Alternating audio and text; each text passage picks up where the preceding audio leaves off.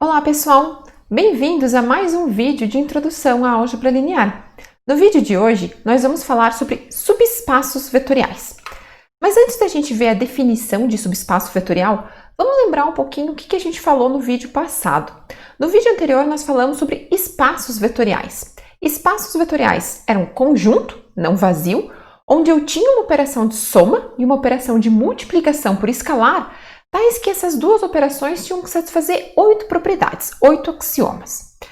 Um exemplo de espaço vetorial que nós vimos na aula passada era o espaço de matrizes, M por N, por exemplo, ou então os vetores de geometria analítica, ou ainda o espaço euclidiano n-dimensional. Aí a gente se pergunta, será que é possível pegar um conjunto, por exemplo, um Rn, e pegar um conjunto menor dele, um subconjunto, que ainda satisfaçam aquelas 8 propriedades, que ainda seja um espaço vetorial? E a resposta é sim. Isso é o que a gente vai chamar de subespaço vetorial. De fato, a gente vai apresentar a definição aqui de forma um pouquinho diferente, mas vai ser equivalente. Então, vamos ver uma possível definição para subespaço vetorial. Dado um espaço vetorial V, um subespaço vetorial desse espaço vetorial, do V, é um subconjunto W de V que satisfaz as seguintes 3 propriedades. A primeira propriedade é que o nulo de V tem que estar nesse conjunto. Isso vai garantir que esse conjunto W seja não vazio também. A segunda propriedade diz o seguinte, se eu tenho 2 elementos que estão em W, U e V que estão em W, então a soma também deverá estar em W. E por fim, se eu tenho um elemento que está em W, então para qualquer escalar alfa, alfa vezes U, ou seja, o resultado da multiplicação de U pelo escalar alfa, também tem que estar em W. Observa que a propriedade 2 e 3 estão afirmando que esse conjunto, o W, tem que ser fechado para a soma e fechado para a multiplicação por escalar. O que quer dizer fechado aqui? Quer dizer que toda vez que eu pego elementos dentro desse conjunto e realizo essa operação, esses elementos continuam nesse conjunto. Notem ainda que aqui essa soma e esse produto por escalar, essa multiplicação por escalar, são as mesmas operações do espaço vetorial V. Note que, em particular, todo subespaço vetorial vai ser de fato um espaço vetorial. Por quê?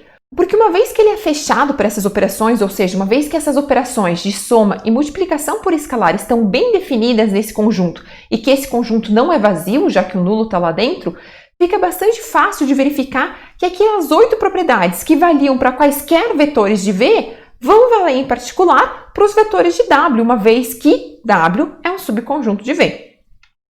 Observe também que se eu pegar como W o próprio espaço V, a gente pode dizer que o próprio V é um subespaço vetorial dele.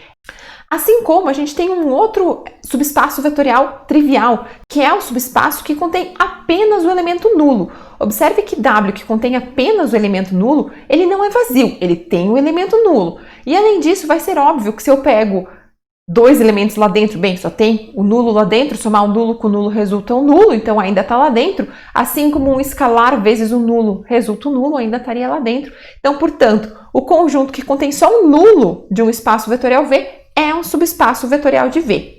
E observem que isso vale para qualquer que seja o subespaço vetorial que eu esteja falando. Pode ser que esse V fosse um conjunto de matrizes, pode ser que esse V fosse um Rn ou algum outro espaço vetorial em questão. Esses 2 subespaços vetoriais, o W, que é o próprio V, ou o que contém só o nulo, são normalmente chamados de espaços triviais. Vamos ver um exemplo. Nesse exemplo, o meu conjunto W é dado por elementos de R3, do espaço euclidiano R3, tais que satisfazem a seguinte equação. A coordenada x mais a coordenada y, a segunda coordenada, mais 5 vezes a terceira coordenada, a coordenada z, tem que resultar 0. Observe que isso, na verdade, está descrevendo um plano que passa pela origem e tem como vetor normal 1, 1, 5. Esse é conteúdo lá de geometria analítica. E a pergunta é, será que esse conjunto W é um subespaço vetorial de R3? Bem, para verificar isso, a primeira coisa que nós temos que verificar é se o nulo de R3, ou seja, a tripla ordenada 0, 0, 0, pertence a esse conjunto. Para pertencer a esse conjunto, tem que satisfazer essa regra. Essa é a condição para estar nesse conjunto. Então, vamos verificar se essa tripla satisfaz essa regra. 0 mais a segunda coordenada, que também é 0, mais 5 vezes a terceira coordenada, que é 0, obviamente resulta 0. Então, de fato, o nulo está lá dentro.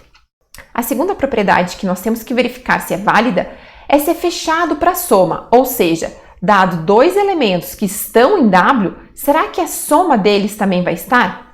Primeiro, vamos relembrar rapidamente o que vai ser a soma desses dois elementos. Nós estamos falando aqui do espaço euclidiano R3, considerando a soma usual desse espaço. Então, o vetor U somado com o vetor V vai ser o 1 mais V1 na primeira coordenada, o 2 mais V2 na segunda coordenada, o 3 mais V3 na terceira coordenada. Eu tenho que verificar se esse vetor satisfaz essa regra.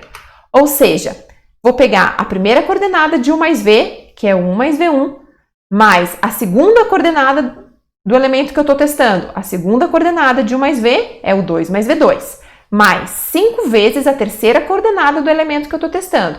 A terceira coordenada de 1 mais V é o 3 mais V3. Então, o 1 mais V1 mais o 2 mais V2 mais 5, 3 mais V3, eu tenho que verificar se isso aqui dá 0. Se isso der 0, de fato está em W. Mas observe o seguinte, essas somas aqui não são mais as somas de vetores. Essa soma aqui é a soma de dois vetores, de dois elementos de R3 no caso. Mas essas somas aqui já são somas de números reais, porque as coordenadas desses elementos são números reais. Então aqui eu posso operar como eu estou acostumado a operar em números reais. E eu posso separar quem depende de 1, o 2, o 3 e a parte que depende de V1, V2, V3. De forma que eu vou ficar com o 1 mais o 2, nesse segundo termo, mais 5, o 3. E no outro termo eu vou deixar V1 mais V2 mais 5V3. Por que eu escrevi dessa forma? Eu sei que o vetor U pertence a W. Se ele pertence a W, ele satisfaz essa condição que diz que a primeira coordenada mais a segunda coordenada mais 5 vezes a terceira dá 0. Ou seja, esse termo aqui resulta 0. Por outro lado, V também pertence a W. Então, V também satisfaz essa regra aqui, de que a primeira coordenada mais a segunda mais 5 vezes a terceira resulta 0. Então, a primeira coordenada de V mais a segunda coordenada de V mais 5 vezes a terceira coordenada de V vai resultar 0. Ou seja, eu estou com 0 mais 0 que resulta 0. Logo, U mais V satisfez a regra do conjunto, então pertence ao conjunto W. Por fim, eu tenho que verificar se, uma vez que eu pego um elemento em W, alfa vezes esse elemento também está em W. Como que eu vou verificar isso? Do mesmo jeito que eu fiz anteriormente, verificando se alfa vezes U satisfaz essa regra. Quem que é alfa vezes U? Quais são as coordenadas do vetor alfa U? A primeira coordenada é alfa 1, a segunda coordenada é alfa 2, a terceira coordenada é alfa 3. Então, eu vou fazer a primeira coordenada mais a segunda coordenada mais 5 vezes a terceira coordenada e verificar se dá 0. Mais uma vez, esse produto que está aparecendo em cada um desses termos, bem como essas somas, são de números reais, uma vez que eu estou somando e multiplicando as coordenadas e o escalar alfa. Então, eu posso operar normalmente como os números reais e eu vou colocar esse alfa em evidência, ficando com alfa vezes 1 mais o 2 mais 5, 3. Mas note que eu sabia que o U pertence ao conjunto W. Então, U satisfaz essa regra. E se satisfaz essa regra, o 1 mais o 2 mais 5, 3 é 0. Ou seja, realmente eu obtive que alfa U tem coordenadas que satisfazem a regra para estar em W, portanto, pertencem a W. Uma vez que eu provei essas três condições, eu posso afirmar que W é um subespaço vetorial de R3. Olha que interessante, nós mostramos que esse plano de R3 é um subespaço vetorial de R3. Será que isso seria válido para todo o plano de R3? Vamos tentar? Então, eu vou pegar um plano genérico de R3. Então, agora o meu conjunto W é um plano genérico. Observe que, na verdade, para cada A, para cada B, para cada C, para cada D, na verdade, eu teria um W diferente. O que eu estou tentando fazer aqui é testar de forma genérica se todos os Ws dados dessa forma são subespaços vetoriais de R3. A primeira coisa que eu vou testar é se o nulo pertence a esse conjunto. Bem, então eu teria que ter que A vezes a primeira coordenada, mais B vezes a segunda coordenada, mais C vezes a terceira coordenada, mais D, teria que dar 0. Mas observe que essa conta aqui está resultando D e não necessariamente 0.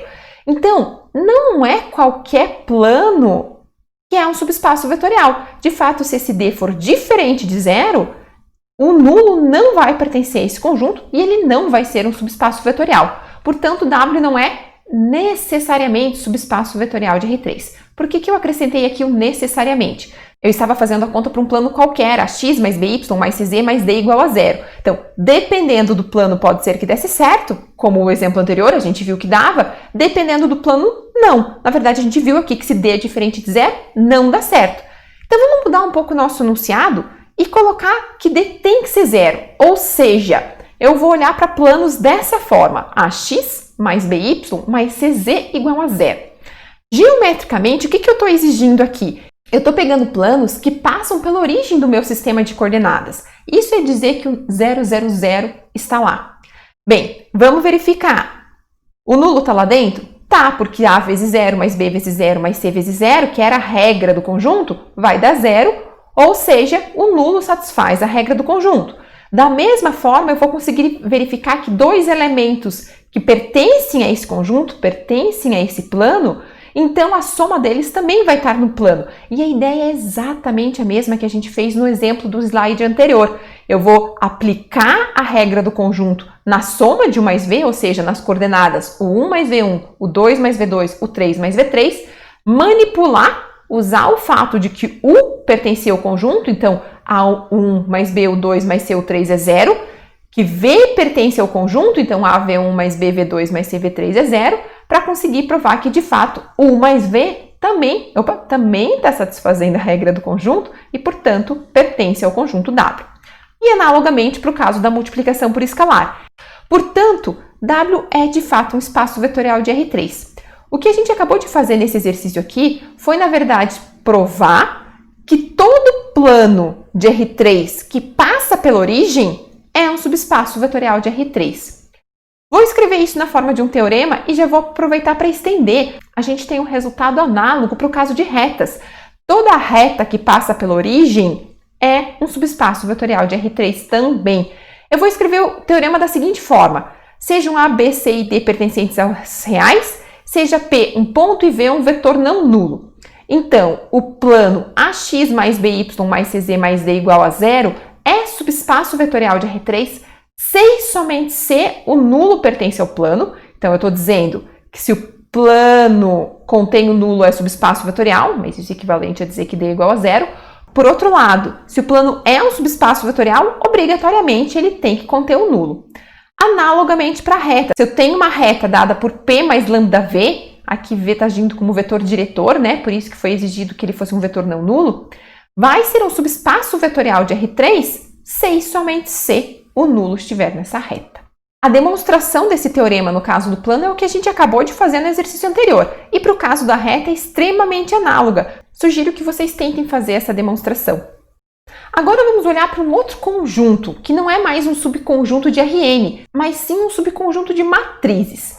Eu vou olhar para o conjunto que são as matrizes n por 1, ou seja, são matrizes colunas, que satisfazem uma matriz A prefixada vezes essa matriz coluna igual a B. Ou seja, eu estou olhando para todas as soluções do sistema matricial AX igual a B. Mas a gente já viu que esse sistema matricial é equivalente a um sistema linear, né? Então, aqui que eu estou olhando, na verdade, são soluções de um dado sistema linear que pode ser escrito matricialmente como AX igual a B. Será que isso vai ser subespaço vetorial do conjunto de matrizes colunas n por 1? Observe que W é um subconjunto das matrizes n por 1, né? Então, por isso, só faz sentido olhar se ele é um subespaço vetorial desse conjunto, desse espaço vetorial. Aqui vai acontecer algo muito parecido com o que aconteceu no caso dos planos e das retas, mas vamos dar uma olhada. A primeira propriedade que eu teria que verificar é se o nulo está nesse conjunto. Bem, para o nulo estar nesse conjunto, eu tenho que verificar se ele satisfaz a regra do conjunto, ou seja, se A vezes o elemento em questão, no caso o nulo, resulta B.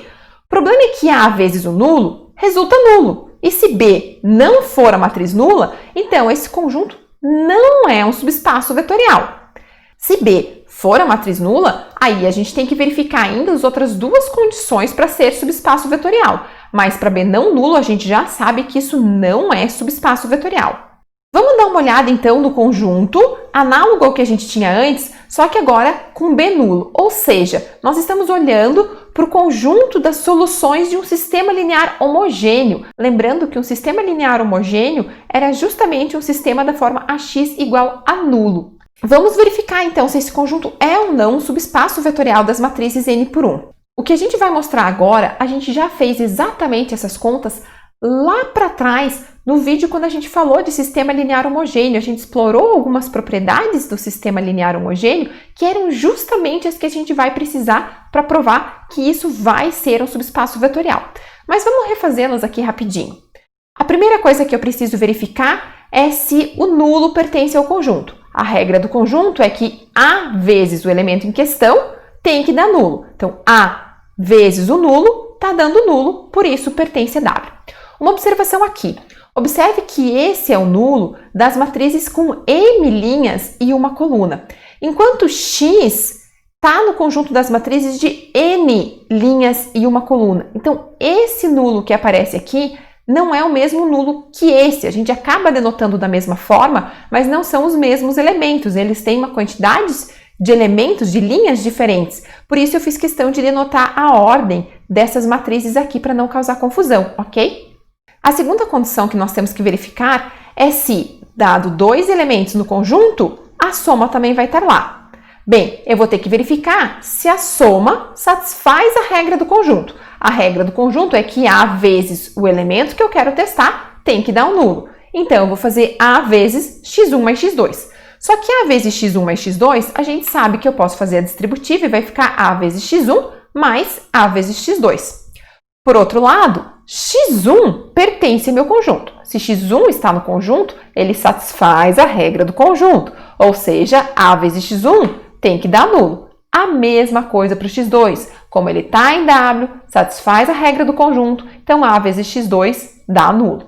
Nulo mais nulo é o nulo, então A vezes a soma de x1 mais x2 resultou nulo, o que prova que x1 mais x2 está no nosso conjunto. E para multiplicação por escalar, a mesma coisa. Vou pegar um elemento do meu conjunto e mostrar que alfa vezes esse elemento também está no conjunto. Para isso, eu vou ter que verificar se alfa vezes x1 satisfaz a regra do conjunto. Ou seja, se A vezes alfa x1 resulta o nulo. A vezes alfa x1, a gente sabe que pode passar o escalar para fora, é mais uma das propriedades matriciais que a gente viu lá nos vídeos do começo. Então, vai ficar alfa vezes AX1. A vezes x1, eu sei que vai dar nulo porque o x1 pertence ao conjunto. E a regra para estar no conjunto é que quando o elemento é multiplicado à esquerda por A, resulta no nulo. Então, vou ficar com alfa vezes nulo, que dá nulo. Portanto, alfa x1 pertence a W e eu posso concluir que W é um subespaço vetorial das matrizes n por 1. Ou seja, o conjunto solução de um certo sistema linear homogêneo é um subespaço vetorial das matrizes n por 1.